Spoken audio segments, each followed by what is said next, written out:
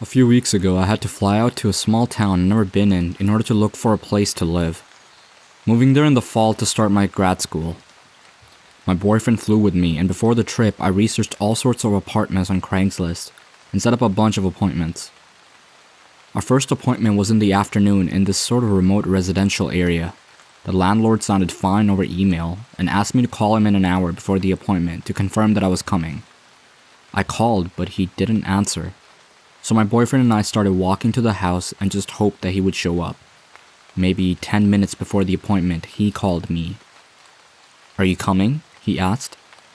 He sounded like this older man who had this very strange, slow way of talking, but I just thought that he was way older, that's why. "Yes, we're in the front of the house now." He got extremely upset. "We?" "Oh yes, my boyfriend's with me." "You never told me you had a boyfriend. You never said that." It had never crossed my mind to have told him this information since my boyfriend would not be coming to live with me. He was just helping me look for apartments on the trip. I told the man so, and after a very long pause he said, "I'm sorry, it's just sometimes people don't tell me when they're married, and it surprises me. I'll see you soon." And then he hung up. I told my boyfriend about what the man had said, and he was immediately weirded out. He wanted to leave, but there were slim pickings in terms of real estate at this point.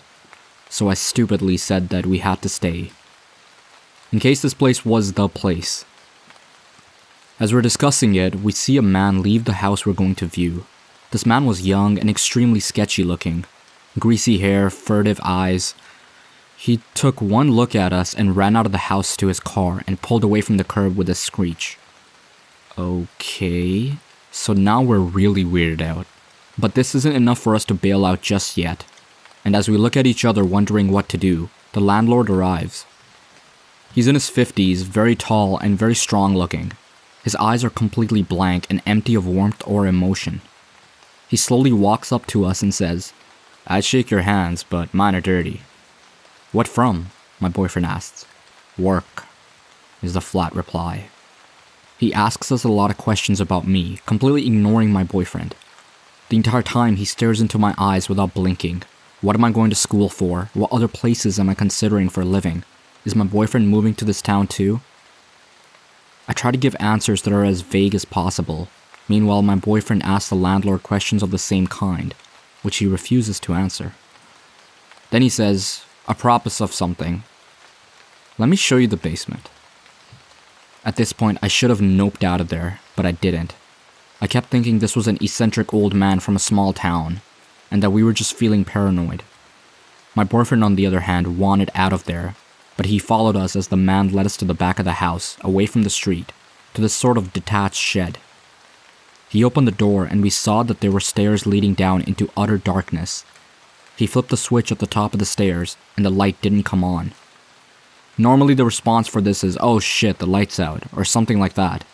But he just said, and slowly walked down into the darkness. Then he stood there without moving in the dark and said, "Aren't you coming down?"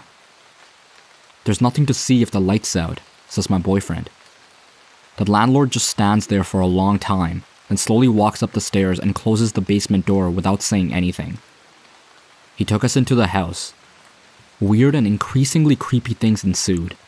The front door, the only exit to the house, locked automatically, and when my boyfriend tried to fiddle with it, the man got really upset and told him to leave it alone. He managed to secretly get it open though. The man kept trying to box us into small rooms, and according to my boyfriend, kept reaching his hands into his pockets, only to take them away when he caught us looking. On Craigslist and in person, the man claimed that there was a grad student already living in the house, but the evidence of that seemed arranged. There were neat piles of generic textbooks on the table, but not other things a 20-something might read. There was a bowl of fruit on the table, but no other food in the fridge or pantry or utensils. There were maybe 3 t-shirts in the closet. This supposed grad student wasn't out of town, but the landlord couldn't say what school he went to or how long he'd been renting the house. Finally, the man showed us every single room in the house but one. This one he refused to open, claiming it was just the attic, and we didn't need to see anything up there. He gave us several reasons when we inquired. It was unfinished, there was furniture up there, it would smell bad. This last one I believed, because standing near the door, it smelled terrible. Finally, we made our excuses and bolted out of there. The man walks us out, pretending to go to his car to leave, and when we had turned the corner, slowly sauntered back into the house. My boyfriend, fixated on the idea that there was something wrong with this guy, Googled the man that night. We found out 3 things. That he was a pillar of the community, known by a lot of the townspeople, and there was no evidence of him owning or managing a real estate company, as he claimed on Craigslist, and that he had listed his home address as the very house he had been touring. The house where the grad student lived. I live in the St. Louis area, and this is a horror story about something that happened to me that almost fucked up my life forever. When I was 21 years old, I broke up with my first ever serious girlfriend, who I had been together with for almost 8 months. Needless to say, I was devastated. I fell into a deep depression and I began abusing painkillers and Xanax really heavily, and I began looking for any chick I could find to rebound with. I ended up looking on the personal section on Craigslist and I found an ad for a girl named Stephanie. I began talking to her and I arranged for her to come pick me up. That night we had intercourse and decided to make it a regular thing. She was an older lady, about 35, and a bigger girl, but she had her own apartment and enough money to keep me loaded on as much drugs and alcohol as I wanted. To be honest, I kinda used this lady and used her as my sugar mama for a better lack of a word. After a while, she grew really attached to me and started to want more serious relationship with me. Eventually, she started dropping hints about wanting to get married.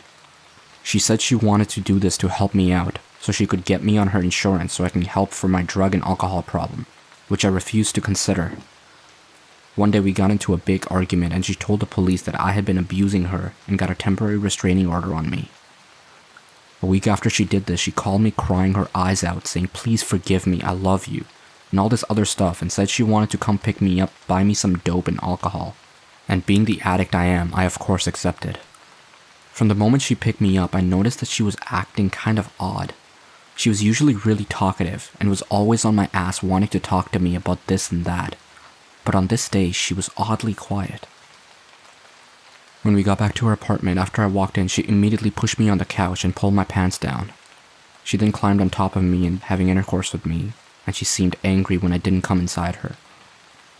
I had been getting bad vibes off of her the whole night, so after this happened, I immediately asked her for a ride back home, which she quickly agreed to do.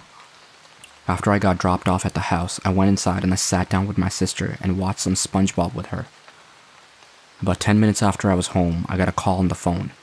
I picked up the phone and to my surprise, a lady on the other end said, "This is the St. Louis County Police Department. We're going to need you to come outside to talk to you."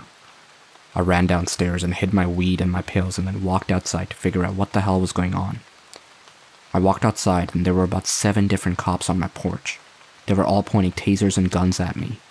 One of them hit me in the back of my leg with a nightstick and put me on the ground, and I was handcuffed. The cops talked to my mom and got permission to go inside of the house, where they took a drug dog and began doing a thorough search of my room and my basement area.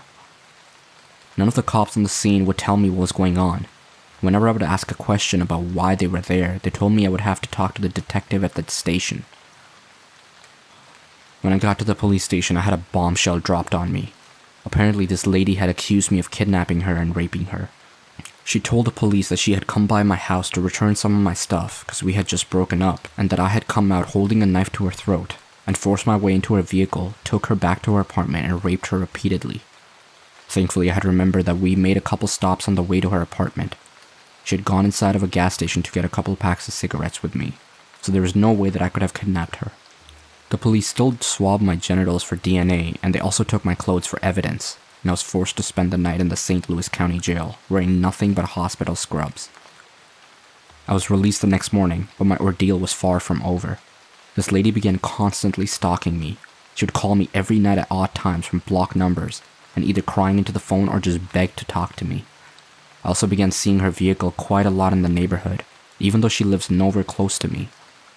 I called the police about this a couple of times, but they didn't really seem to care. They told me I would have to go get a restraining order on her in order to make it stop.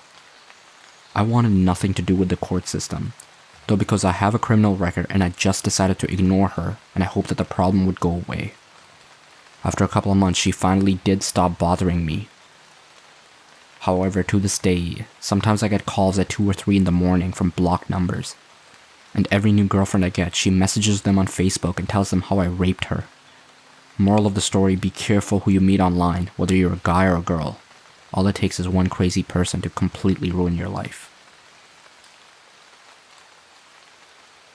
When I was 21, I transferred to a college in San Francisco. I checked out a room for rent on Craigslist. It was in a really nice 2-bedroom apartment. It was cheap rent and close to campus, so it was the ideal spot. The girl who lived there was 29 and her name was Beth. She was tall and wide and she had jet black hair and wore pale makeup. She seemed nice, although a little quiet, but she seemed to like me and agreed to let me move in. So far so good. My first night there, we went out for pizza. Throughout dinner, she kept telling me how much I looked like Shia LaBeouf.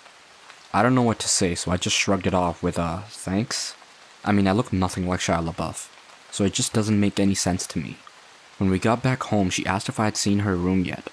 I said no, so she took me to see it. Her walls were covered in posters of Shia LaBeouf. She even had printed out photos of him all over her mirror. She owned all his movies. I don't know what to make of it. It was creepy. The whole night she had been saying I look like him, and now it's obvious to me that she's obsessed with the guy. A few weeks passed and I never really saw her that much. We didn't spend any time together really. She would come home from work and practically run to her room. She would spend the whole night there. She had this creepy high-pitched giggle, and I would hear her giggling through the walls all night. I wondered what the hell she could be possibly doing. Occasionally she would come out and talk for like 2 minutes, and she would always be slurring her words, so I suspected she was drinking a lot. Sometimes she wouldn't say anything and she would just stand in the hallway and watch me in the living room. I would turn and see her and be surprised and say, "Hello, Beth," and then there would be this long, awkward pause, and she would give out her creepy, high-pitched giggle. It was uncomfortable being around her. She just gave me the chills. One night, I woke up at around 2 a.m. because I heard what sounded like the front door being unlocked. I came out of my bedroom and all the lights were off, but I could still see Beth standing at the front door. She had her face against it, and she was turning the lock back and forth over and over again. Every time she turned the bolt, she mumbled my name. Max Barker, Max Barker. Seeing her standing there in the dark and mumbling my name really freaked me out. And it doesn't help that she kinda looked like a bigger version of the girl from The Ring. I just quietly went back to my room and tried to sleep. One night I was watching Gladiator and she stumbled out of her room and turned on the living room light, forcing me to pause the movie, which was annoying. She then asked me if I wanted to hear about her ex-boyfriend. It was an uneasy segue into the topic, but I said sure and then awkwardly sat back to listen to her. 10 minutes into her story and she was so riled up.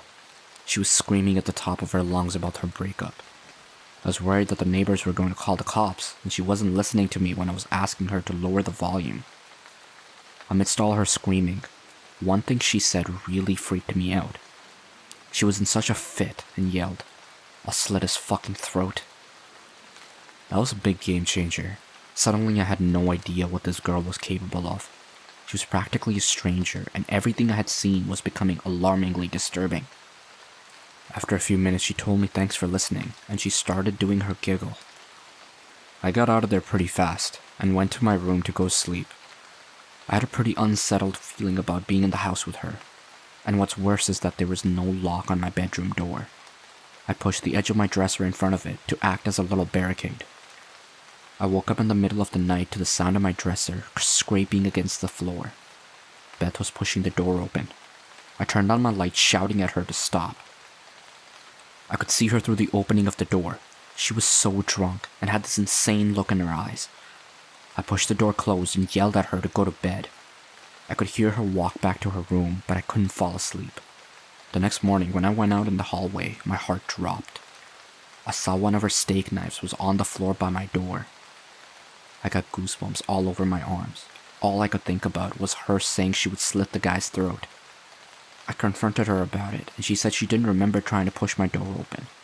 She said she didn't even remember telling me about her ex. I'd had enough. My lease was month to month, so I found a new spot and moved out. About a month after I moved out, she contacted me. I was at the movies, and my phone was off. When I got out, I turned my phone on, and to my shock, I received 40+ text messages that she had sent me over the past 2 hours. They were all just insane texts that ranged from everything between "Hi, how are you doing?" to "I fucking hate you." It was insane. I didn't respond, and I never heard from her again. I always wonder if I hadn't set my dresser in front of my door, would she have quietly come into my room and slit my throat? It still freaks me the fuck out.